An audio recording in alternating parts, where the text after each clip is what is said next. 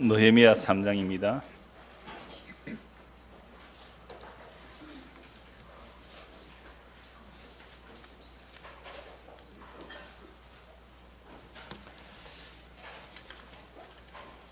느헤미야 3장 1절하고 32절하고 연결해서 느헤미야 3장 1절하고 32절 연결해서 두 절만 읽겠습니다. 그때에 대제사장 엘리야십이 그의 형제 제사장들과 함께 일어나 양문을 건축하여 성별하고 문짝을 달고 또 성벽을 건축하여 한메아 망대에서부터 하나넬 망대까지 성별하였고 성 모퉁이 성루에서 양문까지는 금장색과 상인들이 준수하였느니라. 아멘. 성벽과 성문의 재건, 그런 제목이 됩니다만은 1절에 보실 때 그때에라고 되어 있죠. 그때. 이 그때가 언제입니까? 느헤미야가 바벨론으로 돌아와서 한 3일 있다가 조용하게 시찰을 다 하죠. 성벽과 성문을 다 돌아봅니다. 그러니까 시찰을 하죠. 암행 시찰. 자기 측근 몇 사람만 데리고 아무도 안 오고 밤에 몰래 쫙 다 살펴봐요. 어느 정도로 성벽이 무너졌는지, 성문이 불에 타고 있는지 그 소식 듣고 느헤미야는 금식하면서 기도했잖아요. 그래서 직접 목격을 하고 나서 백성의 지도자를 모으죠. 그리고는 하는 말이 여호와 하나님께서 어떻게 우리를 도우시는지를 말하는 겁니다. 2장 8절 보십시오. 2장 17절 후에 그들에게 이르기를 우리가 당한 공경은 너희도 보고 있는 바라. 예루살렘이 황폐하고 성문이 불탔으니 자 예루살렘 성을 건축하여 다시 수치를 당하지 말자 하고 또 그들에게 하나님의 선한 손이 나를 도우신 일과 왕이 내게 이런 말씀을 전하였더니 그들의 말이 일어나 건축하자 하고 모두 힘을 내어 이 선한 일을 하려 하며 이렇게 되어 있죠. 그러니까 느헤미야가 예루살렘 성벽이 무너지고 성문이 불탄 채로 있다는 소식을 듣고 금식하며 기도하였는데 하나님의 선하신 도움이 있었죠. 그래서 왕 앞에서 얼굴색이 이제 수심이 갈 때 왕이 물었고 내 고향 선조의 성벽이 무너졌다. 우리 조상들의 무덤이 있는 성이 무너졌다라고 하니까 또 하나님의 선한 손길의 도움으로 그 아닥사스다 왕을 통하여 가서 성벽을 재건하고 성문을 재건하라. 이건 정말 기적이죠. 이게 하나님의 선한 도움이죠. 그래서 재건하러 올라와서 사람들을 모아서 이제 성전을 재건하자니까 사람들이 다 힘을 얻고 그 힘을 입어 이제 성벽과 성전을 건축하자, 성문을 건축하자 합니다. 자, 이럴 때는 꼭 누가 또 등장해요? 방해 세력, 산발락, 도비야, 게셈 이런 사람들이 산도깨비 같은 자들이죠. 산발락, 도비야, 게셈, 산도깨비 같은 자들이 또 방해를 하죠. 자, 그들은 너희는 그런 없다 이제 물어내고 있죠. 그때의 3년. 그러니까 여기 그때죠. 이제 성벽과 이제 성문을 재건하는데 앞장선 사람이 있어요. 앞장선 사람이 1절입니다. 그때에 대제사장 엘리야십이 그의 형제 제사장들과 함께 일어나 무슨 문을요? 양문을 건축하여 성별하고 문짝을 달고 또 성벽을 건축하며 한메아 망대에서부터 하나넬 망대까지 성별하였고 문을 건축하고 성별하고 또요 망대를 건축해서 성별하고 이렇게 되어 있죠.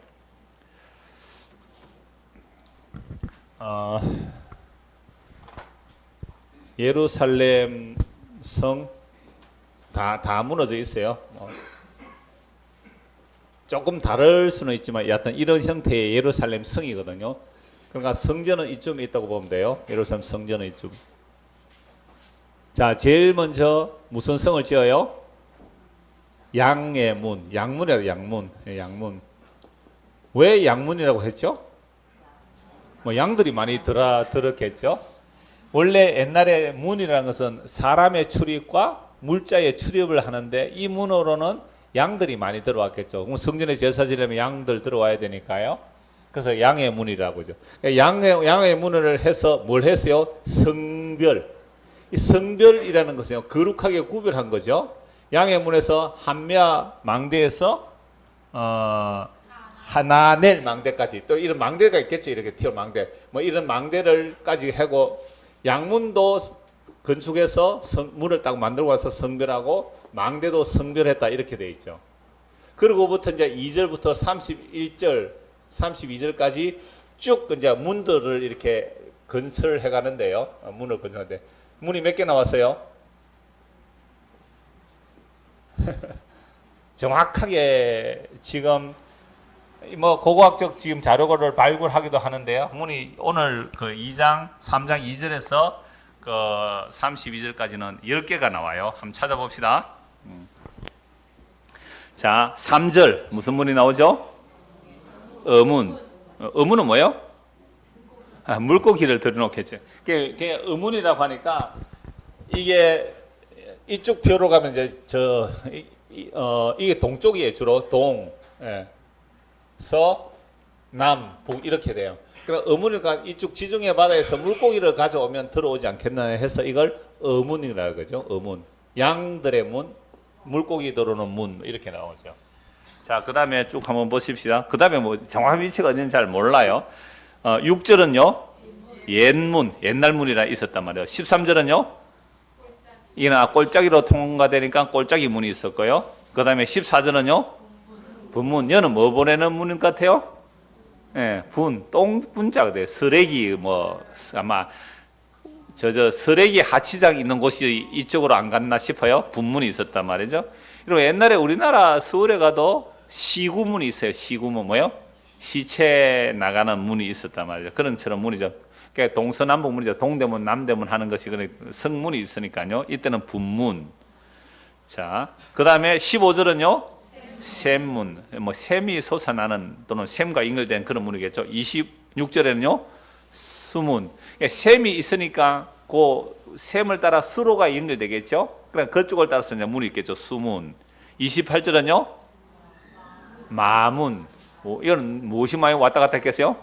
예, 말이 많이 왔다. 그러니까 왜 말이 많이 왔다 갔다 했을까요?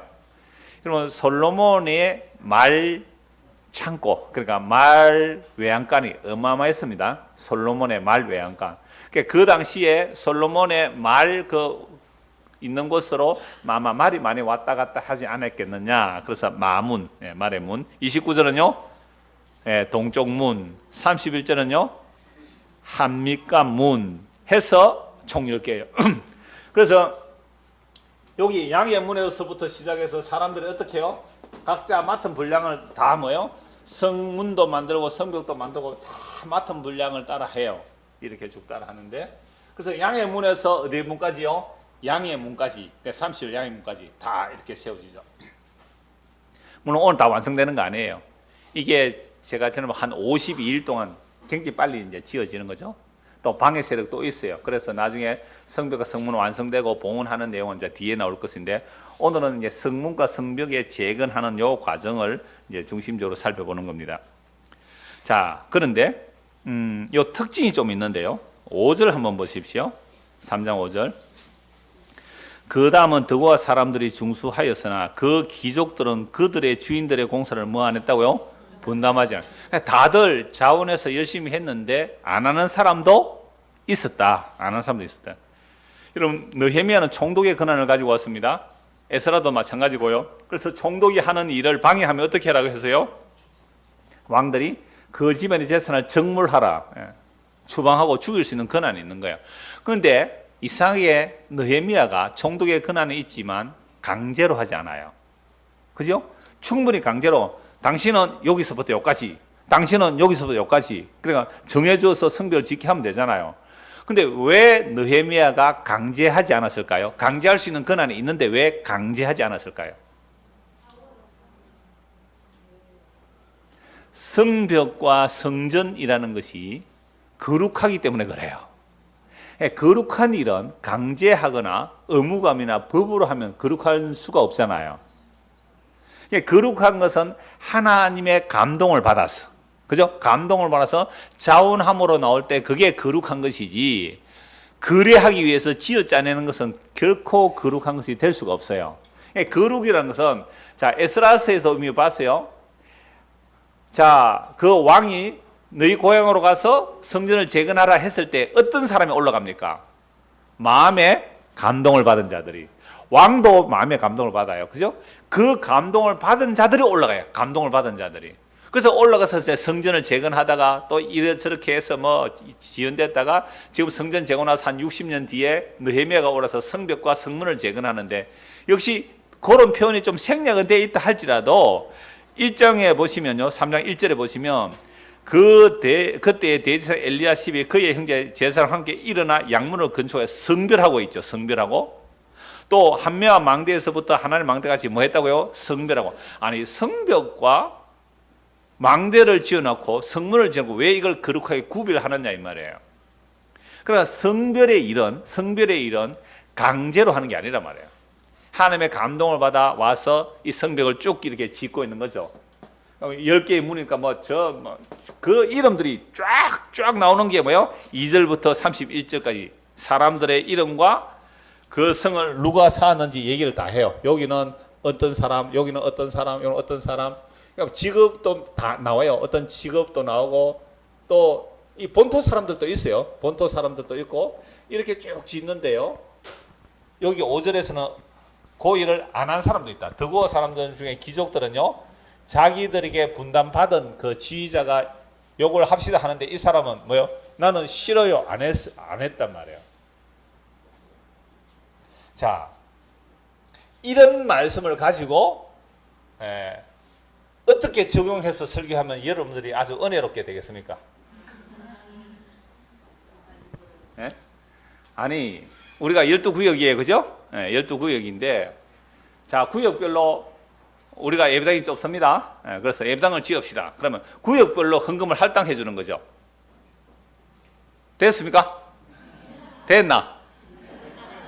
이 경상도 사람은 안 이러는데, 경상도 사람은 됐나? 됐다 하면 막 외상으로도 소도 잡아먹는데, 다 됐나? 됐다 하는데 11명이 됐는데 한 구역은 어떻게 해요? 안 할란다. 아니, 하나님의 거룩한 일은 마음의 자원과 감동으로 해야지 그걸 할당해서 됩니까? 나는 안 하겠어요. 이렇게 나오는 거예요. 이랬을 때에 이제 은혜롭게 하면, 여러분 거룩한 일은 은혜롭게 참여해야 됩니다 해서 이제 분위기를 딱 맡아서 이제 우리도 뭐 지읍시다? 성전을 지읍시다, 뭐 예배당을 지읍시다. 이렇게 하면 분위기가 잘 되고, 그래서 다들 반대 안 하고 어디요? 5절에 드고아 사람처럼 반대하는 사람 없이 다 만장일치로 다 의결하고 자원과 감사함으로 이렇게 하면 결론. 자, 이제부터 다음 주에 여러분 헌금 작정 받겠습니다. 아무도 앞에는 됐다 해놓고 아무도 안 해. 이렇게 해서 분위기 좋게 하면 우리는 어떻게 말해요? 이 에스라 느헤미야 성전도 재건되고 성교도 재건돼서 참 은혜롭게 잘 마무리됐다. 이렇게 결론을 내린다고 해서 여러분들이 저에게 뭐 잘못했다고 할 수 있어요? 맞잖아요. 성경대로 한 거 맞지요? 그래서 적용도 어떻게 해요? 우리가 뭐 성전은 아니지만 예배당을 분담해서 좀 잘 담당합니다. 그래서 식사당번도 12구역이 돌아가면서 다 하잖아요. 왜 12구역 했어요? 아니, 다윗이 그랬잖아요. 12달마다 돌아가면서 다 해라고. 내가 성경대로 한 겁니다. 그러면 또 나중에 뭐요? 13구역 때 못 자지. 그런 거 아닙니다. 제가 이런 얘기를 할 때에 이 성벽과 성문을 재건하는 일에 협조 안 하는 사람도 있단 말이에요. 있고, 또 그 다음에 적극적으로 협조하는 사람이 또 나와요. 12절 한번 보실래요? 그 다음은 예루살렘 지방 절반을 다스리는 할로헤스의 아들 살룸과 그의 뭐요? 딸들. 다른 데는 딸들이 한 분도 안 나와요. 쭉 딸들은, 여기는 딸들이 나와요. 이 딸들은 적극적으로 나서서 이 성벽 재건하는 데 나섰다면, 딸들도. 그죠? 딸들도. 그럼 물론 뭐 다른 데도 여자들이 또 이렇게 밥을 해줘야 남자들이 성벽 쌓고 일할까 다 같이 한 거예요. 근데 여기는 주도적으로 나선 사람이 딸들도 있어요. 그러나 성벽을 완성하는 일에 우리는 하기 싫어, 안 할 거야 한 사람도 있고, 또 안 나서도 되는, 그죠? 뭐 남편만 가도 되는데, 남자만 가도 되는데 딸들이 나서 또 적극적으로 한 사람도 있고, 이렇게 이제 성벽이 완성되는데, 제가 살펴보려고 하는 제목이 뭐예요? 성별이에요. 성별. 거룩하게 구별했다. 아니, 예루살렘 성전은 뭐예요? 성전은 원래 성전은 뭐예요? 성전, 거룩한 전이잖아요. 성전은 원래 거룩해요. 성전은 구별해야 돼요. 그런데 왜 성벽과 성문이 성별해야 되는 거예요? 성전을 사고 있는 성벽과 성문이기 때문에 이것도 뭐예요? 거룩하다고 하는 거예요. 거룩하다는 거죠. 그래서 구약에서 거룩의 개념은요, 시간과 공간의 거룩 개념이 나오는데, 시간의 거룩 개념은 뭐예요? 안식일이에요. 공간의 거룩 개념은요, 성전이잖아요. 그러니까 이스라엘 백성들의 시간 개념의 거룩은 안식일이 공간적 거룩의 장소예요. 거룩의 시간이죠. 그러니까 안식일을 기억하여 거룩하게. 그럼 시간이 거룩한 시간이에요. 구약에서. 그 다음에 공간의 거룩은요, 성전이거든요. 그러면 이 성전의 거룩이 유지되기 위해서 뭐가 있어야 돼요? 성벽과 성문이 있어야 거룩이 유지되기 때문에 이렇게 성별했단 말이에요, 제사장이. 자, 이랬을 때에 이 성벽과 성문을 성별시켜서 거룩하게 했을 때에 이걸 거룩한 성이라고 해요. 거룩한 성. 여러분 찬송제도 있죠? 거룩한 성. 단단단단단 하여 팍 나오는 거룩한 성. 그 거룩한 성. 그러니까 구약의 성문과 성벽이 재건되고 거룩하게 구별하는데 이것은 이제 예수 그리스도의 거룩한 몸과 완성태를 오늘 같이 말씀을 드리려고 하는데요. 성벽과 성문을 지어놓고 거룩한 성이라고 하는 것을 느헤미야에서 한번 찾아봅시다.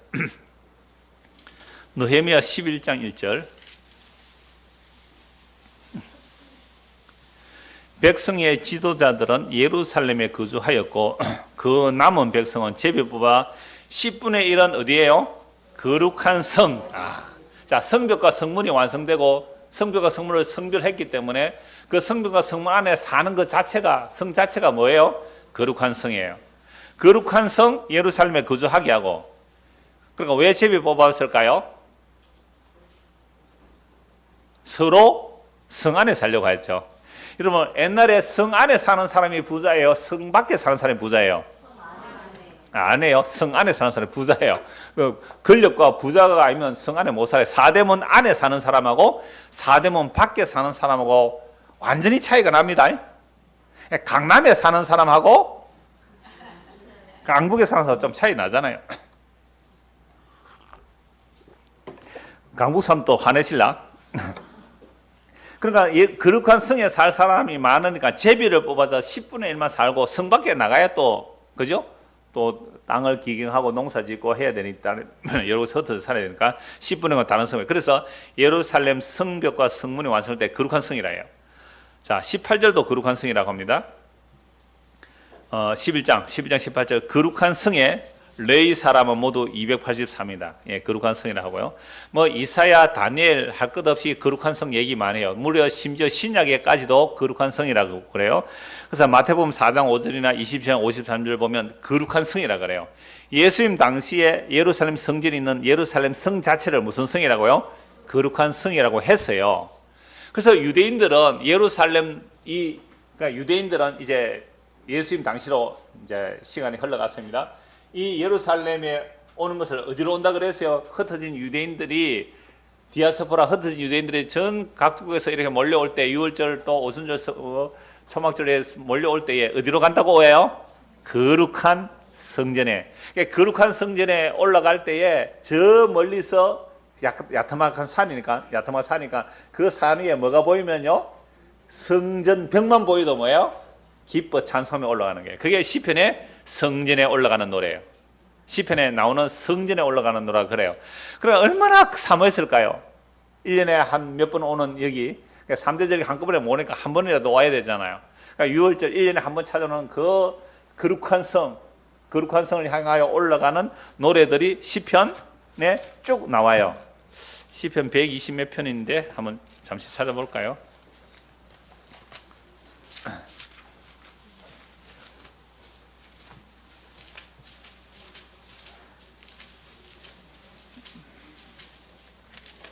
예, 시편 120편부터 보면요. 뭐가 돼 있죠? 성전에 올라가는. 정말 흩어진 유대인들 올라갈 때, 성전에 올라갈 때 얼마나 기쁨으로 찬송하며 올라갈까요? 성전에 올라가면서 내가 환난 중에 부르짖으니 내게 응답하였다. 그러니까 환난 중에 응답하니 성전에 거룩한 손으로 올라가는 거예요. 자, 그 다음에 121편도 보세요. 내가 산을 향하여 눈을 들리니 나의 도움이 어디? 이거 어디서 올라가면 사는 찬송이에요? 그러니까 흩어진 유대인들이 고생하잖아요. 그 고생하다가 이제 거룩한 성 예루살렘을 향해 올라가면서 찬송하는 거예요. 내가 산을 향하여 눈을 들여 나의 도움이 어디서 올 것? 나라 천지를 지으신 어디요? 하늘께로 온다.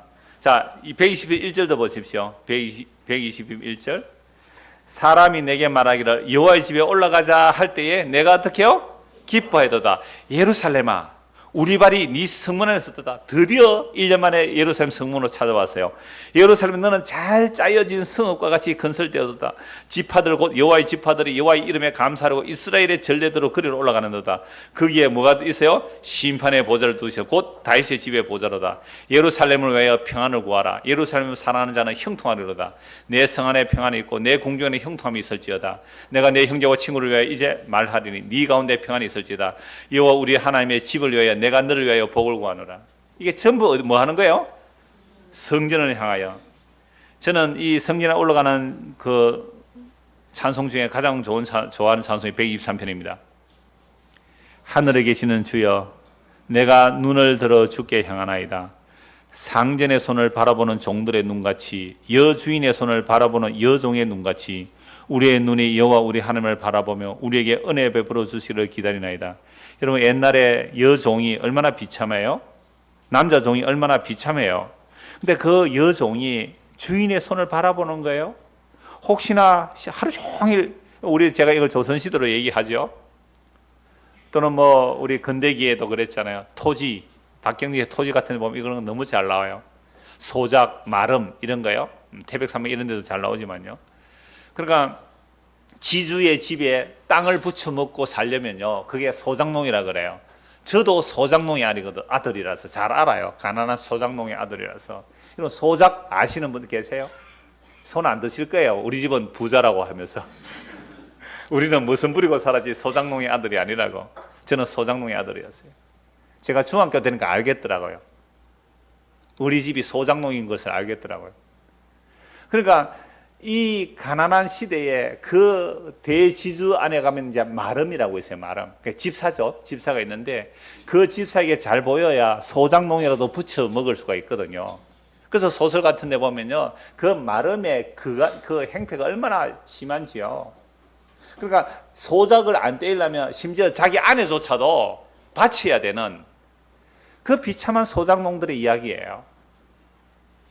그래서 하나님은 아예 이스라엘 나라 백성들이 가나안 땅에 들어갔을 때는 그런 일이 일어나지 않게 하려고 어떻게 해버렸어요? 땅을 사거나 팔지 못하게 했어요. 땅은 하나님의 것이기 때문에 아예 지파별로 가서 제비보사 땅을 나누어 가져요. 그 땅을 사고 팔지 못해요.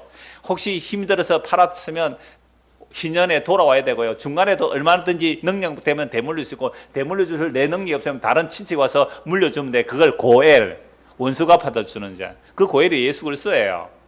우리의 영원한 하늘나라를 회복시켜주는 게 고엘이거든요.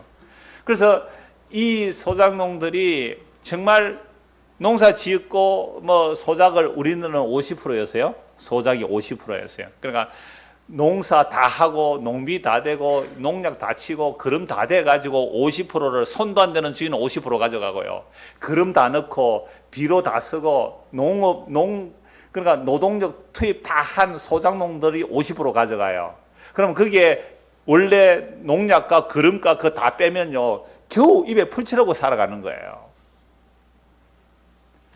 이런 거 몰랐죠? 성경에 이런 얘기 몰랐죠? 그리고 요셉이 땅을 가나안 때 땅을 했을 때 소작농 얼마 준지 알아요? 요셉 시대에 5분의 1이었어요. 그러니까 소작농이 굉장히 부유하게 살 수 있어요. 5분의 1만 주면. 5분의 1 주고 5분의 4는 자기가 가져가요. 그러니까 이런 가난한 여종이 주인 집에 뭐 잔치를 한다 그러면요, 일당 주고 일하러 가요? 일당 안 받고 일하러 가요? 일당도 안 주고 일 시키면 와서 하루 종일 일해야 돼요.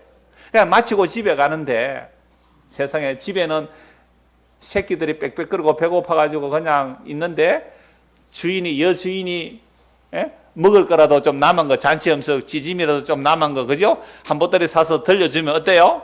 그거 들고 가면 배고픈 내 새끼들을 먹일 거 아니에요.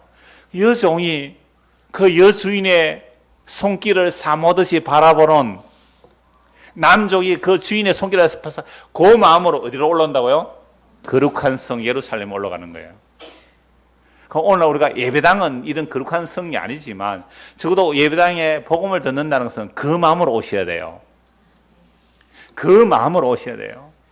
내가 오늘도 하늘의 숨, 예수라는 그 생명의 숨, 그 예수라는 영원한 생명의 양식, 그거 안 먹으면 나는 굶어 죽습니다. 세상에서 먹을 것이 널렸어요. 배불러서 죽겠다는 소리가 곧 도처에서 흘러나와요. 음식 쓰레기 가득하게 나가요. 이런 시대 속에서 나는 생명의 말씀 그거 안 들으면 나는 굶어 죽습니다. 그래서 모여야 되는 거잖아요. 어떻게 우리 예수님의 그 손길 바라보면서 그 수로보니게 여인의 그 심정으로 주인의 상에서 떨어진 떡부스를 내가 뭐든 먹지 않습니까? 개들이라도 여자여 내 믿음이 크도다. 그게 믿음이 큰 거예요. 이런 마음으로 성전에 올라가는 거예요. 그래서 이 성을 무슨 성이라 그랬어요? 거룩한 성이라고요. 그래서 상전의 손을 바라보는 종들의 눈같이, 여주인의 손을 바라보는 여종의 눈같이 우리의 눈이 여호와 우리 하나님을 바라보며 우리에게 은혜 베풀어 주시기를 기다립니다. 여호와여 우리에게 은혜를 베푸시고 또 은혜를 베푸소서. 심한 멸시가 우리에게 넘치나이다. 아이고 네가 하나님 믿는다고, 네가 예수 믿는다고 콜 좋다. 심한 조롱과 멸시가 넘치는 거예요. 이미 그리스도의 영 임한 자들이 조롱과 멸시를 받았어요. 하나님만 의지하기 때문에. 세상의 지혜를 의지하지 않았거든요. 세상의 부함을 의지하지 않았거든요. 세상의 용맹을 자랑하지 않았거든요. 그걸 의지하지 않았거든요. 그러니까 그걸 의지 안 하니까 아무것도 없어 보이잖아요. 세상의 조롱과 멸시를 받았어요. 그래서 성전에 올라가는 겁니다. 안일한 자의 조소와 교만한 자의 멸시가 우리 영혼에 넘쳤습니다. 하면서 끊임없이 성전에 올라가자. 125편 1절, 124, 1절씩만 보겠습니다. 이스라엘은 이제 말하기를 여호와께서 우리 편에 계시지 아니하시더라 우리가 어떻게 하였으라. 125편 1절, 여호와를 의지하는 자는 시온산이 흔들리지 아니하고 영원히 있음 같도다. 126편, 여호와께서 시온의 포로를 돌려보내실 때 우리는 꿈꾸는 것 같아도다. 이것도 자주 인용하죠. 바벨론 포로에서 돌아올 때 얼마나 기뻤을까요?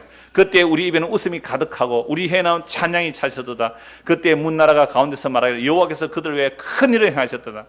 여러분, 이런 기쁨, 지금 성벽 재건하고 성문 달면서 이들은 무슨 기쁨이 있어요? 이 기쁨이 있는 거예요. 이 기쁨이 있는 거예요. 우리는 실감 안 나죠?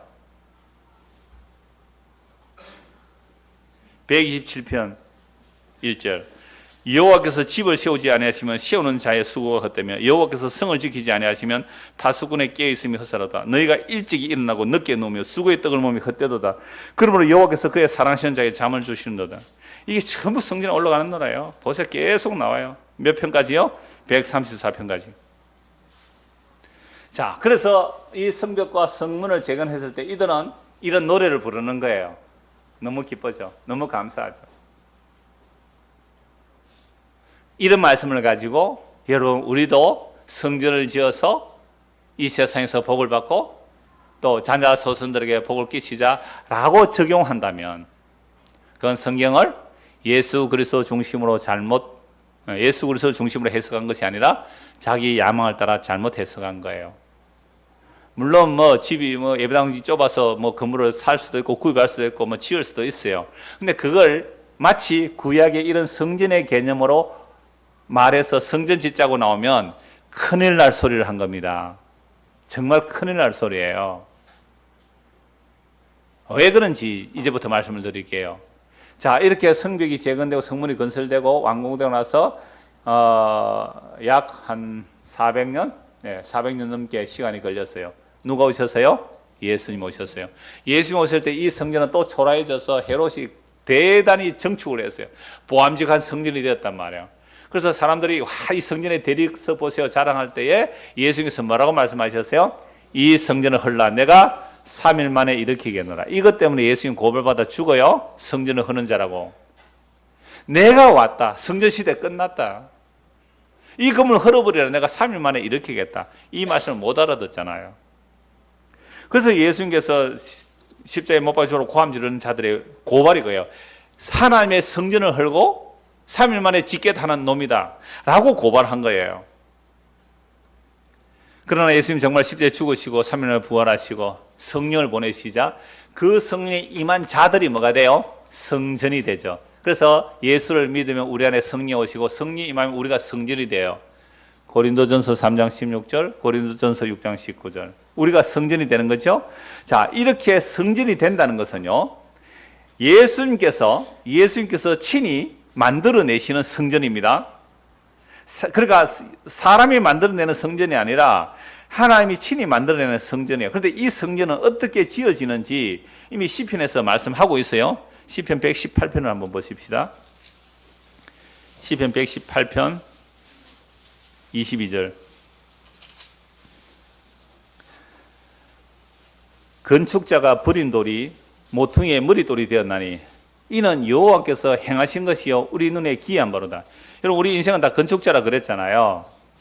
그러니까 건축자들은 집을 짓기 위해서 나무도 필요하고 돌도 필요하죠. 옛날에는요. 그러니까 나무와 돌을 다 모아서 건축을 하는데 세상에 아무 쓸모짝이 없는 돌멩이가 하나 있어요. 이런 돌멩이는요, 제가 럭비공처럼 생겨서 참 쓸모없더라 그랬는데, 그런 돌멩이를 어떻게 한다고요? 길에 내다 버려버렸죠.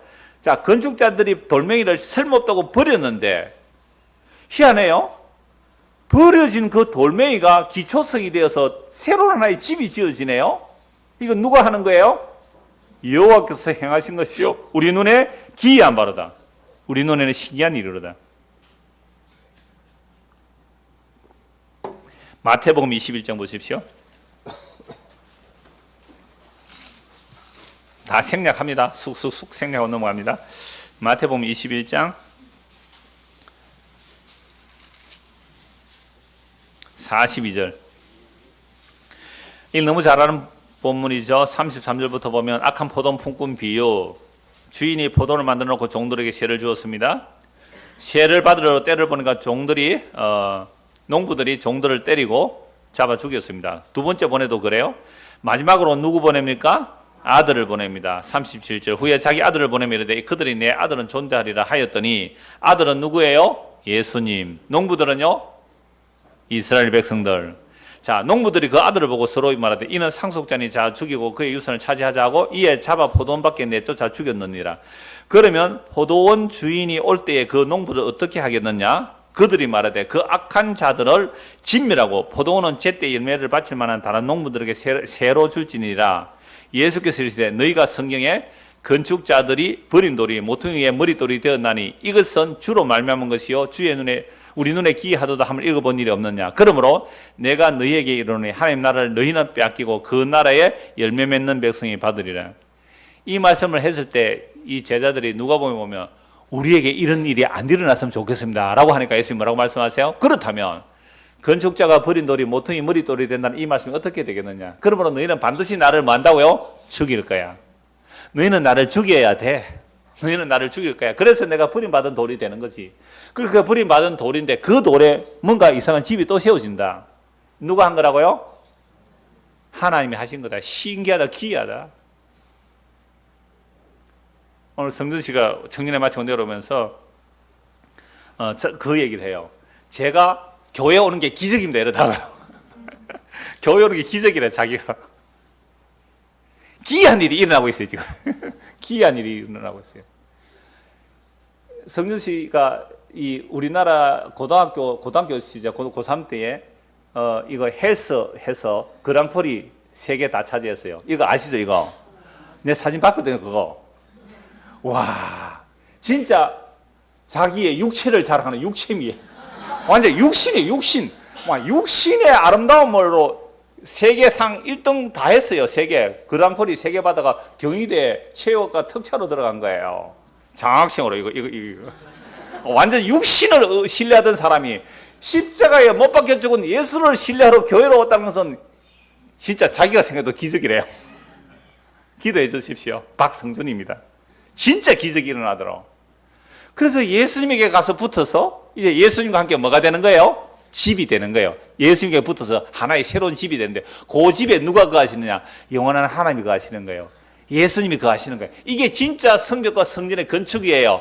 아, 이제 우리 목사님이 어디로 간지 이제 감 잡았죠? 아, 이제는 예수님에게로 가는 거예요. 성벽과 성전은 그림자입니다. 구약의 건물은 그림자예요. 그 그림자는 실제 예수님의 몸으로 어떻게 자기 성전을 만들어낸지 얘기를 하는 거예요. 그래서 마태복음에서 모퉁이돌 얘기하면서 성령이만 사도들이 딱 또 모퉁이돌 얘기를 해요. 성령이만 사도들이 하는 이야기 사도행전 4장 보십시오. 자, 예수님 십자가에 죽으시고 부활 성천하에 성령을 보내주시자 성령의 사도들이 성전을 어떻게 말하는가? 사도행전 4장 11절입니다.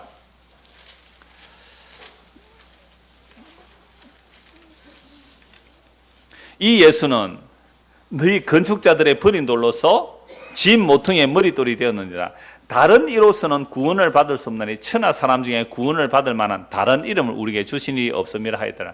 그래서 십자가에 못 박히신 예수님을 믿는 사람들이 뭐가 되는 거예요? 이제 하나님의 성전이 되는 거예요. 그래서 그 모퉁이 돌이 예수님이에요. 버림받은 모퉁이 돌. 예수를 믿음으로 우리가 하나님의 집, 하나님의 성전이 되는 거예요. 자, 그래서 에스라 느헤미야가 성벽과 성문을 건축했다라는 얘기들은 정말 감동을 받아 자원하여 성벽 성전을 건축하는 것은 뭐라고요? 그림자예요. 근데 놀랍죠? 아까 성벽과 성전을 건축하는 일에 참여하는 사람도 있고 하지 않는 사람도 있거든요. 똑같아요. 오늘 예수 그리스도 십자가의 복음에 교회 다니는 사람이 해도 이 십자가의 복음에 참여하는 사람이 있고 아닌 사람도 있단 말이에요. 그거 아니라고 떨어져 나간 사람도 있어요. 협조하는 사람도 있어요. 박해하고 비판하는 사람 다 있어요. 예수 그리스도가 온전한 성전이고 우리가 예수를 믿으면 예수 안에서 하나님이 갈 성전이 됩니다.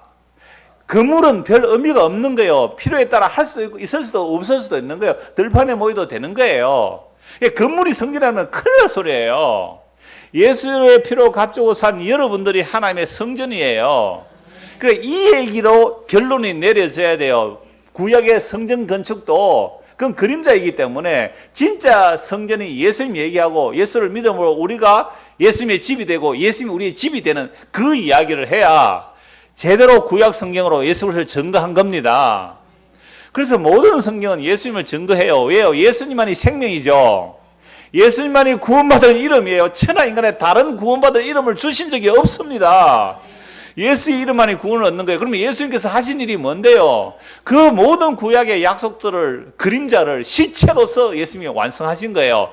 그래서 예수를 믿으면 실제를 붙드는 거고요. 리얼리티, 실제를 붙드는 거고요. 예수를 안 붙들고 성전을 붙들면 그건 그림자 붙드는 거예요. 안식일을 붙들었어요. 그거 그림자 붙든 거예요. 11조를 붙들었어요. 그거 그림자 붙든 거예요. 그런 것들은 다 그리스도를 보여주는 그림자예요. 그러니까 예수님 얘기를 해야 돼요. 성경을 가지고. 그래서 예수님이 버림받은 모퉁이 돌이 되어서 자기 집을 이루어내시는데 그걸 구약의 성전과 건축 얘기가 나오니까 신약에서도 하나님의 성전을 건축물로 이미지화해서 말하지만 건물입니까? 건물 아닙니까? 건물 아니에요. 건물 아니에요. 이미지로 그렇게 그림 언어로 설명하는 거예요. 그래서 에베소서 2장을 보십시오. 모퉁이 돌이 기초석이 되어서 무슨 집이 지어지는지요? 에베소서 2장 20절입니다.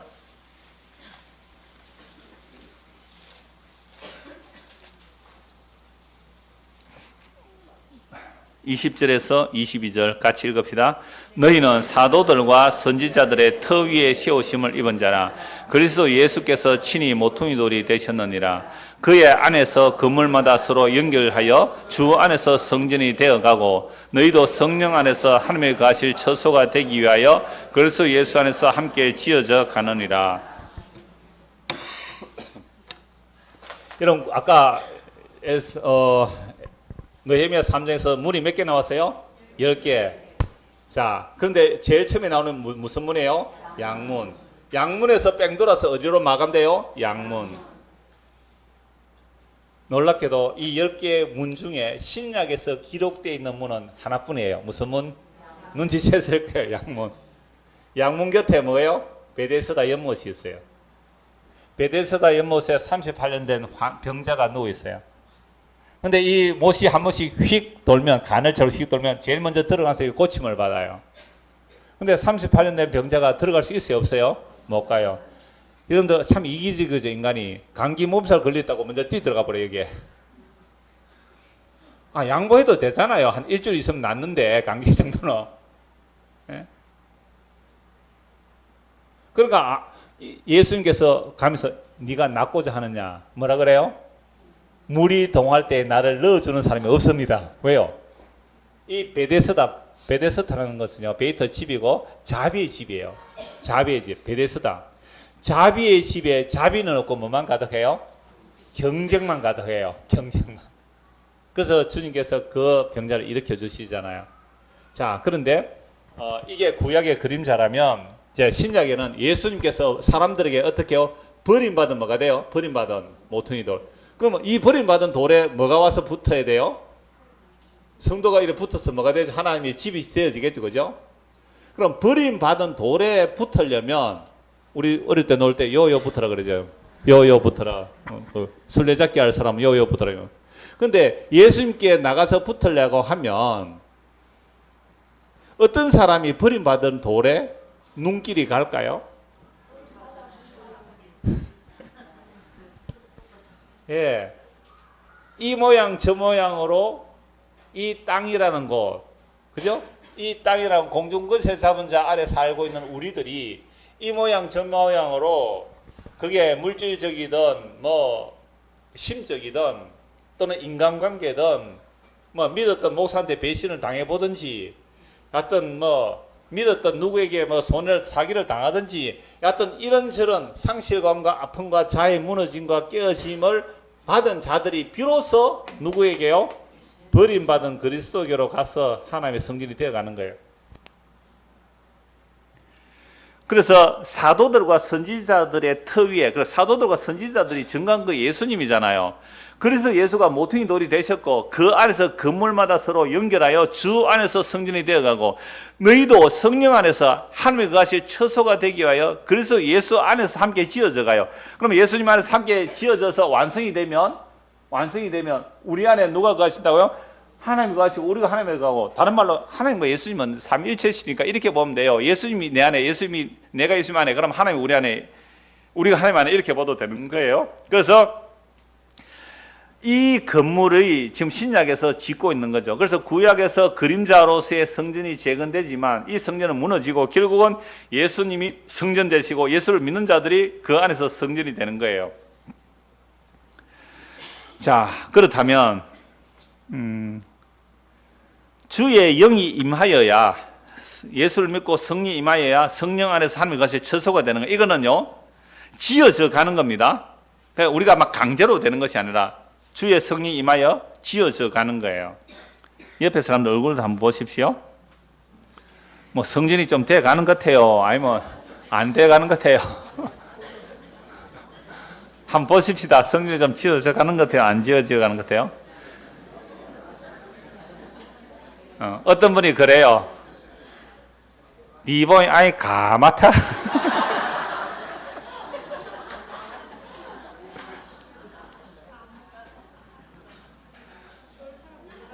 서울 사람 못 알아들어요.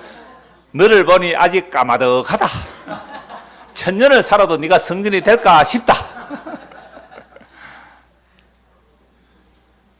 그래도 소망은 가지십시오.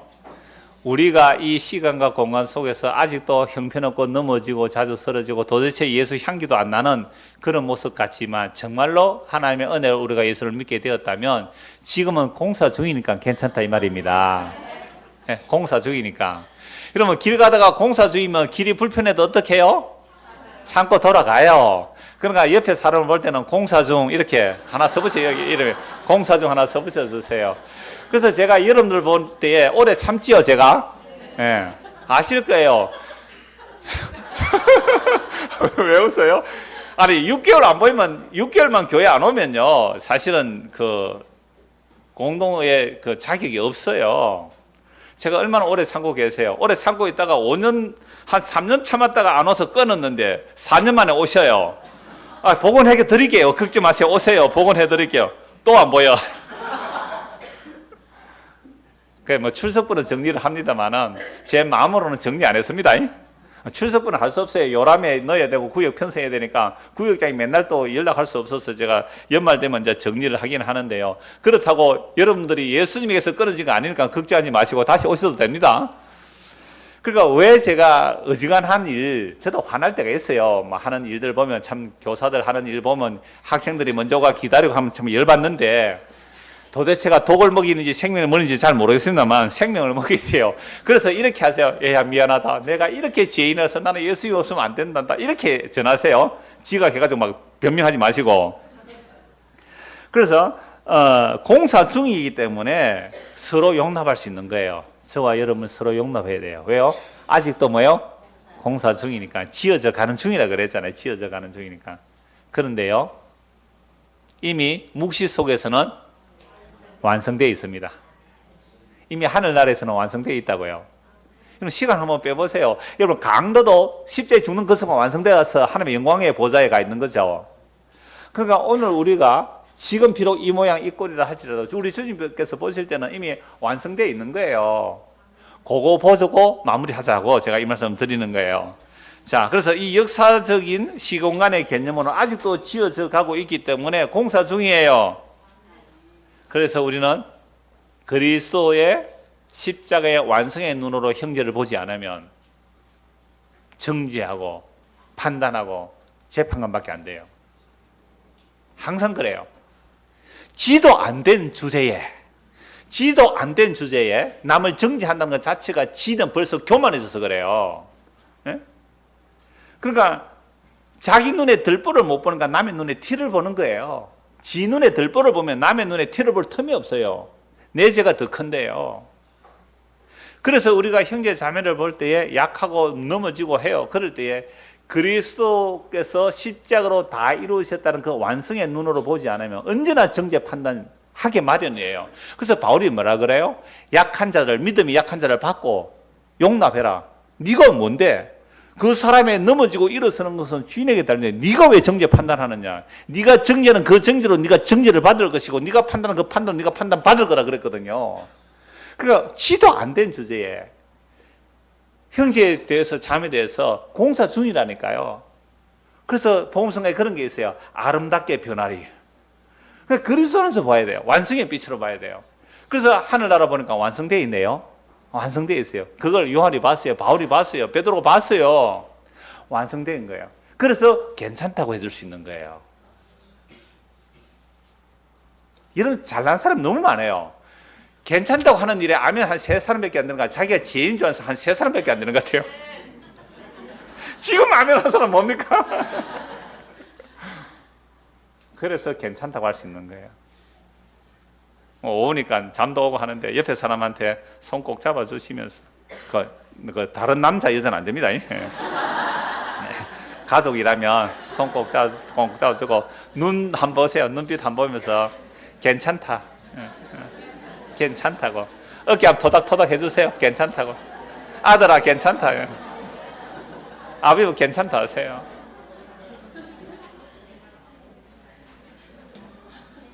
자, 요 완성 왜 괜찮았냐면 예수님이 십자가로 다 이루었거든요. 그 십자가에 다 이루었다는 그 복음이 우리 안에 들어오면 그 순간에나 이제 뭘 할 수 있어요? 괜찮다, 다 이뤘다. 완성이라는 것이 뭐예요? 마음에 힘을 얻는 거예요. 그게 안식이라 그래요. 이게 하늘나라는 이루어져 있어요? 안 이루어졌어요? 다 이루어져 있어요. 그래서 요한계시록 21장을 한번 보십시다. 요한계시록 21장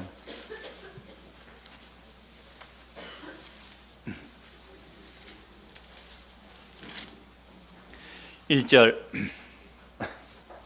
1절에서 2절 같이 읽읍시다. 시작. 또 내가 새 하늘과 새 땅을 보니 처음 하늘과 처음 땅이 없어졌고 바다도 다시 있지 않더라. 또 내가 보매 거룩한 성 새 예루살렘이 하나님께로부터 하늘에서 내려오니 그 준비한 것이 신부가 남편을 위하여 단장한 것 같더라. 야, 새 하늘과 새 땅을 보입니까 지금? 있잖아요. 성경에 있잖아요. 새 하늘 새 땅 보여야죠. 새 하늘 새 땅을 보니 보인단 말이에요. 요한이 봤어요. 처음 하늘과 처음 땅이 없어. 지금 보이는 하늘과 땅이 없어졌대요. 할렐루야. 야, 세상에 우리가 이 보이는 하늘 아래 보이는 땅 위에서 죽느니 사느니 했던 그것들이 새하늘과 새 땅에 뭐예요? 없어요. 없네?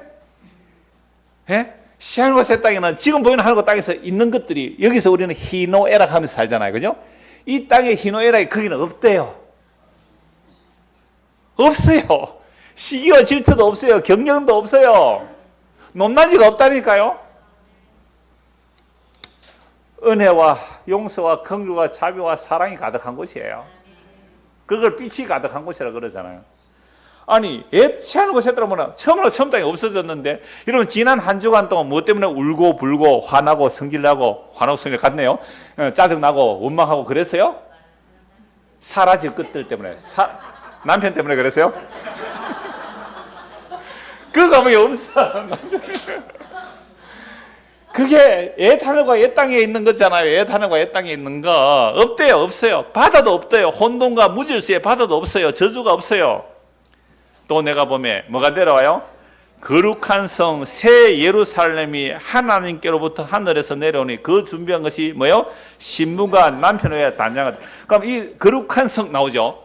오늘 이 거룩한 성 얘기예요. 거룩한 성. 거룩한 성이 이게 건물이에요? 신부예요? 신부죠. 그럼 건물은 아니겠죠. 건물은 아닐 거 아니에요. 그래서 다 이루었다 하고 이제 완성된 그 세 개를 쭉 말씀하시고 나서요. 6절 보세요. 또 내게 말씀할 때 다 이루었다. 이루었다. 어디서 말씀했어요? 십자가에서. 이루었다 한 것이 하늘에서 이루어졌어요. 그러니까 새하늘과 새 땅이 완성되었고 하나님의 신부가 완성되어 있어요. 다 완성. 십자가에서 이룬 것이 여기서 다 하늘나라 이루어졌죠. 이루었다.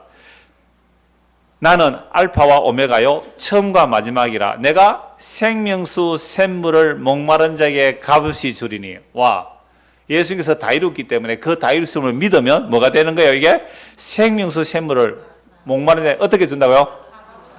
값없이 주는 은혜. 너 거절 말아라. 값없이 주는 은혜요. 이기는 자는, 그러면 이기는 자가 뭐예요? 생명수 샘물을 예수님께서 다 이루시고 값없이 주심을 받아들이는 자, 그걸 믿는 자가 뭐예요? 이기는 자죠. 이만희는 진자예요. 이만희가 이기는 자가 아니에요. 정말 이기는 자는 예수를 믿는 자가 이기는 자죠. 이것들을 상속으로 받으라. 나는 그의 하나님 되고 그는 내 아들이 되라. 이게 언약의 완성이라 그랬잖아요. 그래서 여기에 참여하는 못하는 자들이요. 그러나 두려워하는 자들이에요. 두려워하는 자들. 사랑은 두려움을 쫓아내요. 사랑에는 두려움이 없어요. 그래서 두려워하는 자들과 믿지 않는 자들, 흉악자들, 살인자, 음행자들, 점술가, 우상숭배, 거짓말하는 자들, 모든 자들은 불과 용암으로 타는 못에 든 이것이 뭐예요? 둘째 사망이에요. 그래서 첫째 부활에 참여한 자, 예수를 믿는 첫째 부활에 참여한 자인데요, 이들은 둘째 사망이 없어요. 9절, 7 대접을 가지고 마지막 7장을 담은 7 천사 중 하나가 나와서 내게 말하 이르되 이리 오라. 내가 뭘 보여준다고요? 신부. 누구? 어떤 신부요? 어린 양의 아내를. 어린 양의 아내. 어린 양은 누구예요? 예수님. 일찍 주면 어린 양의 아내 신부. 신부는 누구요? 성도. 교회. 그러니까 어린 양의 신부를 내가 보여주겠다라고 말하는데 성령으로 나를 데리고 크고 높은 산으로 올라갔어. 이게 요한계시록 구약 이미지로 설명해야 돼요. 시온산은 어디에 있었다 그래요? 높은 산이에요. 크고 높은 산. 그 시온이라 그래요. 그래서 시온산에서 마치 그런 식으로 이미지화해서 설명하는 거예요. 크고 높은 산으로 올라가 하나님께로부터 이 시온도 아니에요. 이제 하늘의 시온이죠. 하늘로부터 하늘에서 내려오는 뭐가 보여요? 거룩한 성 예루살렘이 보는. 아니, 거룩한 성 예루살렘이 구절을 보니까 뭐예요? 어린 양의 신부. 그럼 이게 건물이에요? 성도예요? 성도잖아요. 그러면 새하늘과 새 땅은 뭐예요? 성도죠. 새 예루살렘이 예수의 피로 값주고 산 신부들이에요. 그러니까 여러분들이 성벽이요, 성문이란 말이에요. 예수님이 여러분들의 신랑이고요. 지금 이걸 그림으로 설명하는 거예요, 지금. 근데 이걸 우리는 맨날 예수 믿고 열심히 하면 하늘나라에서 황금보석 꾸민지 아파트 평수 늘어난다고. 아, 성경에 나오잖아요. 신부 보여줄게 해놓고 신부가 뭐라고요?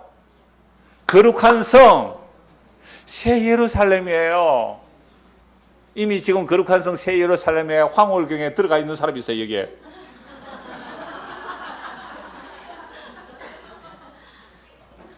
지금 막 보고 있어요, 지금. 덥기도 하고, 밥을 먹고 피곤하긴 하고, 이해는 됩니다. 자, 성령으로 데려가 크고 높은 산으로 올라가 하나님께로부터 하나님은 거룩한 성 예루살렘 보이니 하나님의 영광이 있어 그 성의 빛이 지극히 귀한 보석 같고 벼국과 수정같이 말더라. 크고 높은 성곽이 있고 12문이 있는데 문에 12천사가 있고 그 문들 위에 이름을 썼으니 이스라엘 자손 12지파의 이름들이라. 동쪽의 세문, 북쪽의 세문, 남쪽의 세문, 서쪽의 세문. 그 성의 성곽에는 12기초석이요 그 위에는 어린 양의 12사도의 12이름이 있더라. 그러니까 예루살렘 성이 뭐예요? 어린 양의 신부인데, 그래 구약의 12지파, 신약의 12사도라는 말은 바울도 사도잖아요. 그러면 13명의 사도잖아요. 왜 12이라고 합니까? 구약의 12, 신약의 12, 즉 구원받은 하나님의 아들들의 수. 그래서 구약과 신약의 아들들의 수 12 곱하기 12 곱하기 1000 하면 14만 4천. 1000은 완전한 개념이에요. 그래서 구약과 신약에서 완전히 구원받은 자들이 새 예루살렘입니다. 거룩한 성 새 예루살렘이에요. 이건 건물이 아니죠. 성경에서 다 그렇게 말하고 있잖아요. 그래서 이게 다 황금보석 꾸민 집이에요. 왜 황금보석 꾸민 집입니까? 예수의 보배로운 피로 샀거든요. 그래서 구약의 대제사장이 지성소 나갈 때는 가슴에 흉패를 붙이네. 거기에 보석 12개를 달아요. 보석 12개. 지파별로 이름을 새겨서 성소에 나가는 거예요. 대제사장 예수 그리스도의 피로 값주고 사셔서 우리를 하나님의 뭘 삼으셨어요? 처소, 어린 양의 신부, 하나님의 그 성전을 삼은 거예요. 21장 22절 보십시오. 성 안에서 내가 성전을 보지 못하였으니 이는 주 하나님 곧 전능하신 이와 및 어린 양이 그 성전이다. 그러면 전능하신 하나님과 어린 양이 뭐가 돼요? 성전이 되죠. 이상하네. 조금 전에는 우리가 하나님의 뭐가 돼요? 성전이 되죠. 예수님이 요한복음에 말씀하셨어요. 내가 십자가를 지고 성령을 보내주면 아버지가 내 안에 내가 아버지에 있는 것 같이 너희도 내 안에 내가 너희 안에 있게 하겠다. 그래서 성령이 왔어요. 우리가 예수를 믿어요. 그러면 내가 지금 어디에 있어요? 예수님 안에 있고, 예수님 어디에 있어요? 내 안에 있고, 그 안에는 하나님이 계시고 성령이 계시는 거예요. 이 신비해요. 이걸 요한계시는 그림 언어로 마치 성처럼 말한 거죠. 에베소 2장에 건물처럼 말하는 것처럼. 여러분들이 어린 양의 신부들이에요. 그래서 지금은 아직도 너무 많아. 빠져나갈 게 검은 게, 죽은 게, 다크서클, 이런 게 너무 많아요. 예. 그런데 성경은 이렇게 말씀하셨어요.